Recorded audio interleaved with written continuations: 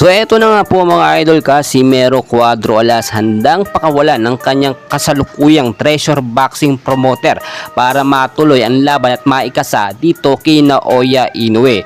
At Floyd Mayweather Jr. malaki talaga ang offer na naghihintay dito sa ating pambato na si Casimero Cuadro Alas. And bago natin yung pag-usapan mga kaibigan, pa-like and subscribe po muna and always pong pa-hit ng notification bell.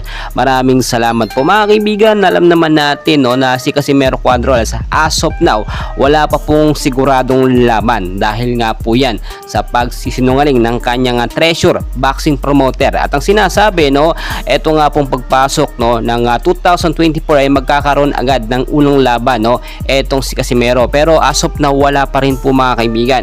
Nagkaroon po kasi ng problema, hindi po kasi kayang bigyan ng treasure boxing promotion etong si Casimero ng bigating laban kahit itong sinasabi natin kay Naoya Inoue, hanggat nandito pa rin po sa treasure boxing promotion etong si Casimero Cuadro Alas. Then lately lumabas ang balita na may offer na malaki or naghanda or may offer na milyones ang MP or Manny Pacquiao Boxing Promotion dito nga po kay Casimero Cuadro Alas para muling makuha yung popularity at sumikat ang MP. Sa pagkakataong ito, ganun din naman ang magiging kalalabasan ganun din, same scenario, paasahin din ng MP si itong si Casimero Cuadro Alas ang sasabihin pangakuan ng matinding mga laban o bigating laban ngayong 2024, pero hindi naman po natutuloy. Ang sinasabi natin na sigurado makakapagbigay ng bigating laban dito kay Cuadro Alas ay ang Floyd Mayweather promotion. Alam naman natin na milyon-milyon ang nakahandang offer kay Alas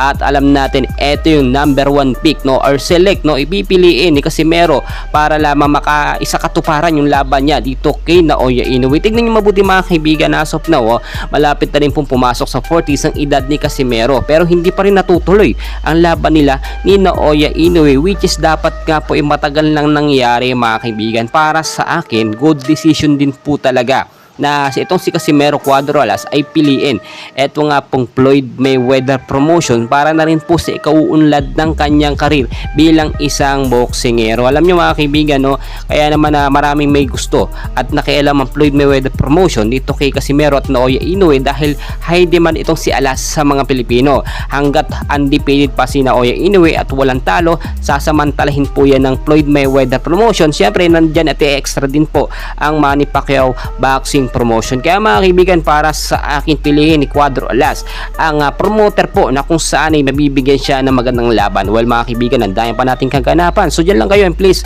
wag na wag pong kakalimutan mag-like and subscribe. Maraming